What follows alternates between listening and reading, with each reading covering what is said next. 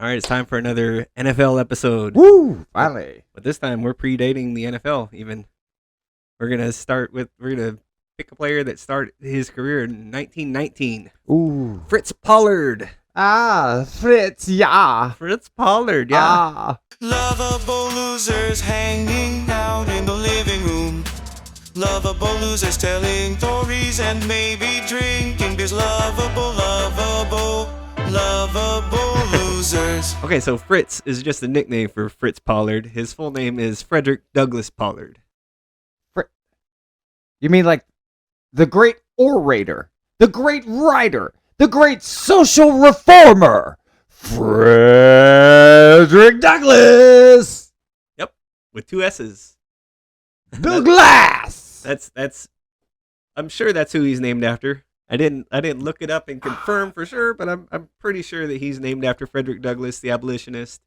And Fritz Pollard is one of the first two African American players in the NFL. A very misleading nickname. Fritz, yeah, very Nordic nickname for a black guy. But I was Fred, gonna guess Aryan. yeah, and then he was the first head coach in the NFL as well. And what year was that? In 1921 until He was 1925. And playing. Yeah, he was a player coach. So in the 1920s, he did both. You always bring me people that do both. I Yep. love that. In Okay. some of these teams, he was kind of an assistant. Some teams, he was kind of an unofficial coach. All right. But his first stop, he ended up being a co-coach. But that first stop is with before we go there, we're gonna go. He was born in Chicago in Okay. 1894. There we go. Yeah, and then he went to college in the Ivy League. Oh. So he went to college at Brown University. Man, Yep. he got in. I didn't get in at Brown. But that's where some of the stories that I heard about it being a difficult time for him being a black player in the early 19 teens. It was even difficult in the Ivy League. You know, players would play hard. You know, try to hurt him more. Yeah. Lot of taunts and slurs from the crowds. You know, I'm sure. From the crowds? Yeah, and just things that he probably never fully repeated. Because in the interviews, he really kind of he made it sound better than what it probably really was. Well, when you talk about it, you keep it alive. So like, yeah, he so wanted it he to let die. the racism Yeah. and the racists die Yeah. and go away, and he won. It's his story is the story that We're we're talking going about with. him today. Yeah, we're not talking about any of The that hate. other bullshit that happened. Yeah. It's about Fritz Pollard. Woo! I want to redact anything I said earlier about being able to fight a Fritz. Yep. There's a different type of Fritz. Got to Fritzy him. But Fritz was the first black player to play in the Rose Bowl, Ooh. 1915 with Okay. Brown. Wait, what was the year? 1915, Okay. Wow. and he was Hey. an All-American 2 times in his 4 years there at Brown. So the Rose Bowl has been going on longer than the NFL. Oh yeah. Rose Bowl probably started in the 1800s, Yeah. but I don't know exactly when. So it started then. Oh. So Fritz Pollard's first year was in the Ohio League. Oh, nice. But it was with a team that ended up going to the NFL, the Akron Professionals in Akron, Ohio. What was the Dan Aykroyd's character in Tommy Boy that lit Akron, yeah. Ohio's the salesman or the king, Yep. the king of Akron, Zelensky Zelensky Auto Parts. Auto Parts. Yes, that. Thanks, Dan. Thanks for the memories, Dan. Even though you're still alive. So in the Ohio League, the Canton Bulldogs won that last year that the Ohio League was in existence. Man, Akron finished in 3rd place. I would And have then loved 19 to be in Ohio in the early 1900s. Ohio was the epicenter of this For football. early NFL. There was 5 Ohio teams. In different times there was 6, and different times there, I mean, there's currently 2. Yeah. And they're not the which size seems of like Texas. more than you would think for that small of a state. Yeah, But yeah. Cincinnati and All right. Cleveland. Sorry, I just had to say that. But yeah, so 1920 is when the American Professional Football Association was formed. The Can you imagine Super Bowl 58 with the Hey, wait. I have their song. Right is the ring of words. It was like a weird remix. Why? I mean, the two songs that blended together just didn't make sense. Why would it? Why? Wait, you forgot a commercial break. Loveable Losers is once again brought to you by Horse burgers. That's right, Horse Burger. We've settled our lawsuit with Uncle Larry's Equestrian Ranch, and now we are back to serve you. Horse burgers. Our burgers have a legally acceptable amount of beef with allegedly no fillers. Horse burgers. Now let's send him back to the living room. So 1920, the first year of the APFA, All right. the Akron Pros go 8-0-3 Woo! and win the championship. They should. Yeah. That's basically winning 11 games. And ties weren't counted, so they basically went 8-0 according to the standings. Oh, damn. They didn't count ties for until like the 30s. Huh. Because they didn't want it to happen. Yeah. So they wanted it to be a very bad thing to do. That if you tied it, just the game didn't even count. Yeah. Yeah. And then your score was less than the rest of the league. And that made the difference in a lot of these years. For the first 22 years of the league, the champion was based just on the final standings. Damn. And sometimes there was some controversy there. Ooh. But this year, his first year in the AFPA was the only time he won the championship. So they won the This is always the first case. ever. Every story we talk about, their first year. Yep. Is this Early grand, success. Yeah, grand year. And the rest is not bad, but it's just never that. They chase that dragon Yeah. the rest of their career. And that Yeah. happens so many times over and over I guess again. that's every athlete, really. Yeah. Because You just don't hear about the ones that failed at the beginning. they strike lightning in the bottle and finish fourth place. Yeah. And all we hear about is that lightning. Yeah. 1921, that's the year that he becomes the co-coach. Ooh. So he is Or Coca-Cola. yeah. LG Tobin is the co-coach with him. So that year they finished 8-3-1. That garnered third place. Yeah, that was 1920. The Who got 1920 first? the Chicago Staleys. The early 1920s, the NFL was a completely different thing. Huh. It was a lot of traveling Alpha. teams.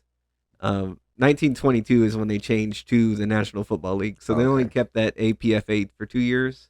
It was a big old mouthful. Yeah. Nobody wanted to say it. But there was nothing. There was no standard number of games. There was teams that would play teams from other leagues and traveling Count it. teams. Yeah, there is one team that played a single APFA game, and they're called the Tonawanda Cardex. Where is that? Tonawanda. What? I never would have guessed there. Yeah. I was guessing Florida, Yeah, but it is not Florida. now you know. Wow. Wanda. Takawanda. But that is the shortest professional franchise in American history. One game? One game. I love them. I'm going to get me a jersey for that team. Yep, Tonawanda Cardex. There's a whole lot of those traveling teams. Some that played like 2-3 games a season. A lot of them that didn't win ever. And then just gave up. Yeah, Probably couldn't form a whole team. In most of these teams, like every team that he played with, none of them lasted through the 30s. Like every single one of them. Like the Akron, I think they dissolved in the late 20s. Money. Yeah. Money always is the It was reason. money, and then the Depression took a whole bunch of them, you know. Yeah. So during Fritz Pollard's career, he played/coached for 4 different teams. The Akron Pros/Indians, the Milwaukee Badgers, the Hammond Pros, and the Providence Steamroller. Okay, I'm sorry. My brain heard ham and pros. Yeah, Hammond. Okay. The only Hammond I've ever heard of is Louisiana. That's Wh- where there's a college there. Where's this one? I don't know. Indiana, I think, maybe? Yeah, I'm going to guess up there. Somewhere up over yonder. Somewhere near that Michigan bit. Yep.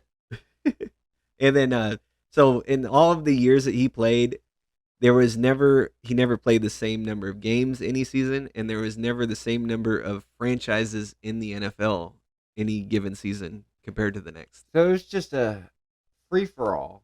Teams joining, falling away, folding, joining it, and then coming back and forth, and then Tonawanda shows up for a game, and then this being the super, super early years of the NFL, there was also a lot of, he would play for other teams too. So 2 of the years he played games for a team that wasn't even in the NFL. It was a team called the Gilberton Catamounts of the Pennsylvania Coal League.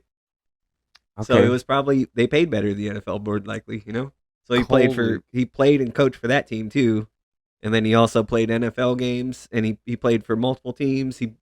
I think part of the barnstorming thing is you would play for 2 teams in a season. Well, there was probably different times of the year. And these were like coal miners. And the highest companies. bidders would get the best players, and he was the best player of the time.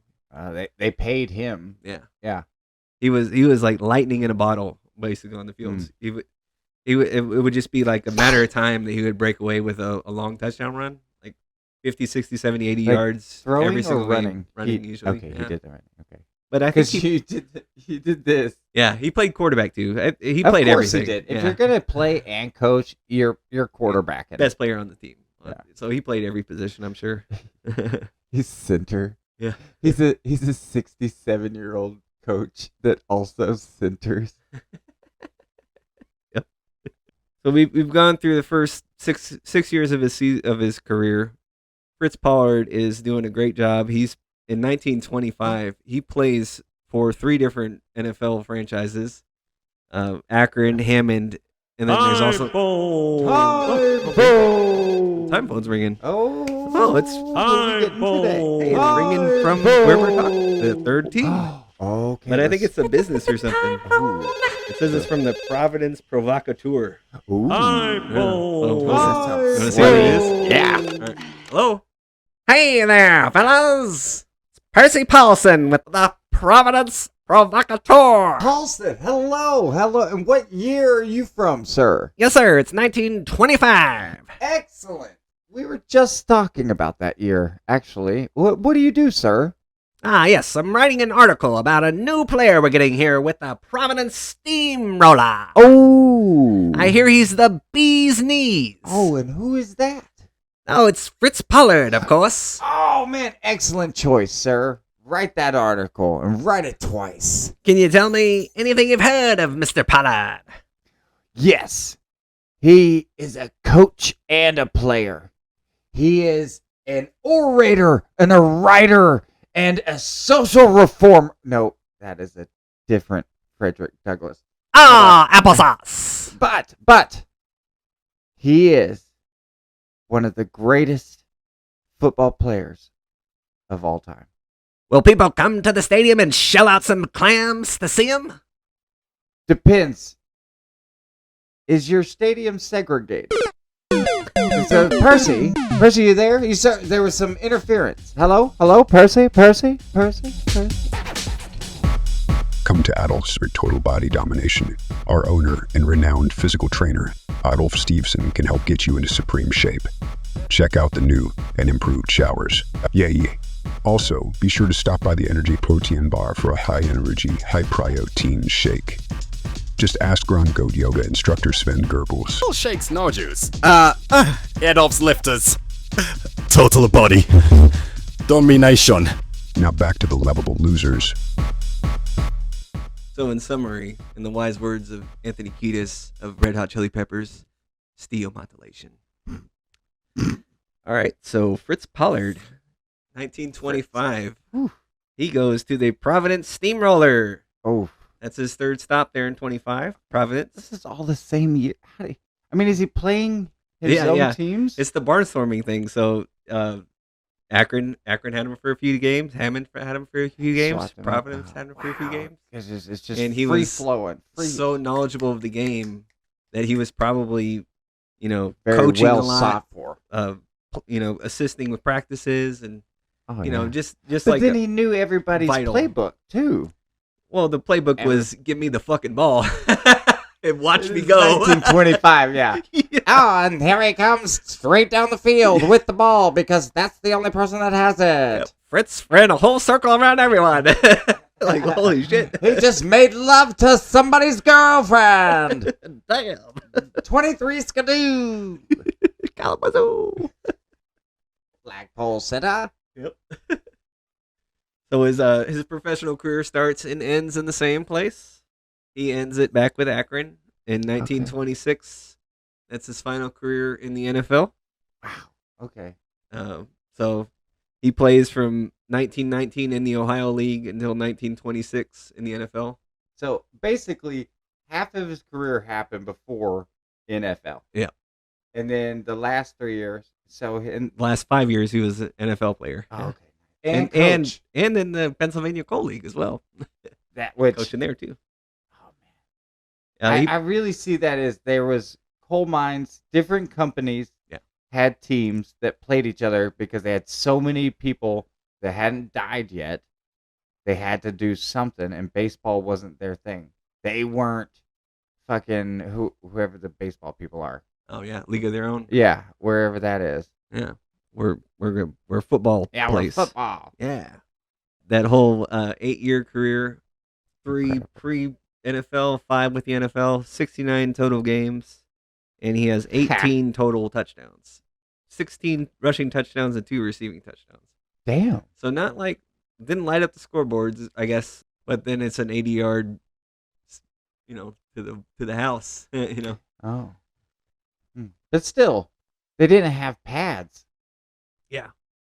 Yeah, Bobby Lane played his whole career without a face mask, but Fritz didn't even have the hard helmet. He had the he had leather head? helmet. And a part of his thing is he would wear baggy clothes. I don't know. That was probably a lot of tackling, so that no one would get a good grab of him. They would just grab clothes and then it would pull away. And then another part of it was He was protection self-conscious. from the being in the pile. He had to kind of get himself out of it a lot of the times, and the baggy clothes I think assisted with that. Because could he leave his baggy jersey, and come out shirtless? Hey, maybe in a very extreme circumstance he might have had to do that, but yeah, there was just he said he talked in interviews about his methods on not getting injured. Right in the middle of his career, there is a very stark example of this, and it's a hard story to hear and it's a hard story to tell. College football, Iowa State University. The namesake of their stadium is a guy named Jack Trice.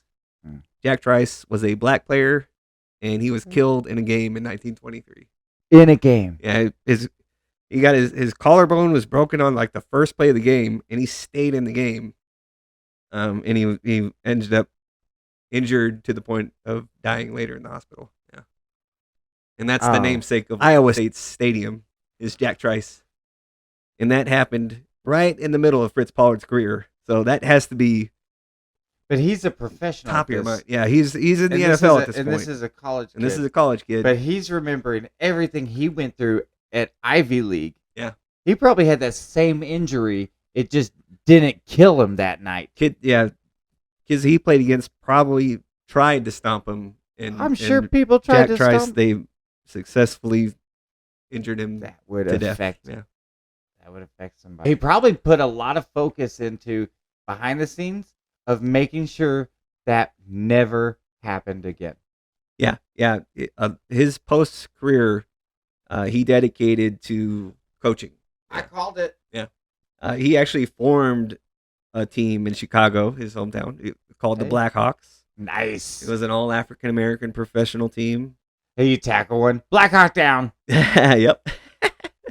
They played mostly West Coast exhibitions. Oh, But he I'm had slow clapping for you, Fritz. So Fritz was a player coach, 4 different teams in the NFL. That's so crazy. His career ended in 26, and that's when every black player's career ended for the next 20 years. No, there was like an unofficial gentleman's agreement that there wouldn't be any black players in the league. and it wasn't broken until 46 when Bill Willis, Marion Motley, Kenny Washington, and Willie Strode all came into the league that same year. So was that all on one team, or were they two different teams? Two different teams, Yeah. and those teams were The Rams and the Browns were the two teams Okay. that brought. Oh, wait. the first four in. at this time in history. Where are the Rams? They're in Los Angeles at this time. Wait, but they're there now. Yeah, they And started in L.A. Whoa! They've been everywhere.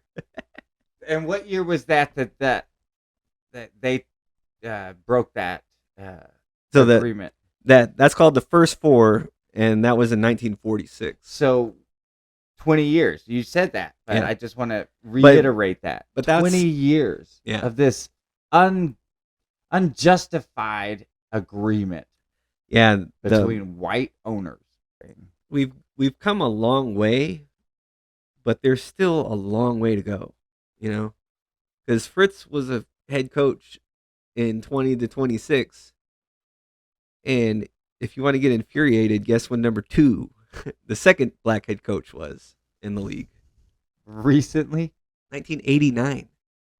I was alive. 1989. Art Shell was the second black head 70, coach. 72 years, 73 years. Yeah, like I didn't know. I thought it would have been like in the 70s. But yeah, it was 89. And now there's 6 black head coach. There's 9 minority head coaches in the league. So about a quarter of the league. So we've made steps in the right direction. But I feel like there's more to go. owners. Yeah, the NCAA is also a sign that there's room for improvement. So of 133 FBS schools, there are 5 black head coaches. All right. So that's horrible. Yeah. There should be like 40 at least.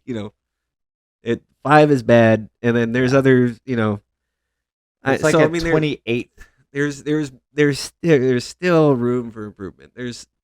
We still have ways to go, but we've come a long way. So Change gon' come. yeah. So, but this is the story about the guy with his boots on the ground, the first guy. Him and Bobby Marshall was the other guy. Fucking long ago. Yeah. Over 100 years ago, and he's more progressive. Yep. So, his grandson, Stephen Towns, at the Hall of Fame. This is the quote he had. He had the speed of Tony Dorsett, the elusiveness of Barry Sanders, and the tenacity of Walter Payton. Ha! Nice. Yep. I like His that. grandson's post death. He passed away in '86, and his grandson's campaigns to get him into the Hall of Fame, Oh, fuck yeah. and he was inducted in 2005. There are some people that said he should have been inducted in the first class in 60. I think it was at 63 was the first one. They said he should have been in that one. They could have had an enormous amount of first inductees. Yeah. To He's like the really make up for first it. black head coach. But then leave several to kind of sprinkle in throughout, later in the future. Yeah. But it took his grandsons like campaigning for Petitioning. years to get him in. yeah. To get It him took money. into the camp. Yeah. But he's a Hall of Famer posthumously Fuck in yeah. 2005. This is one of our few Hall of Famers. Well, a lot of people have been Hall of Famers. I know. I just like saying that. Like you'll have to actually watch and do your research to know that I was wrong there. Yeah. So leave that shit in. Totally. Loveable losers hanging out in the living room. Loveable losers telling stories and maybe drinking beers. Loveable losers.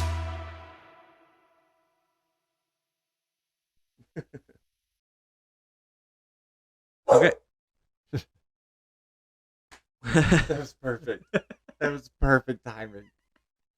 Watch out. Mommy's got a drink. Mommy got a drink. We're going to sell that on t-shirts. Don't think you can fight him based on his first name. And it says it's from the Providence fuck. And it says it's from the Providence fuck. What's the Providence Profiteur. Oh. I can't even say that word either. It's Percy Paulson with a Providence Provocateur. Provocateur. Provocateur. Provocateur. I didn't write it. You wrote it. Provocateur. Provocateur. Okay. Nice. Okay, sorry.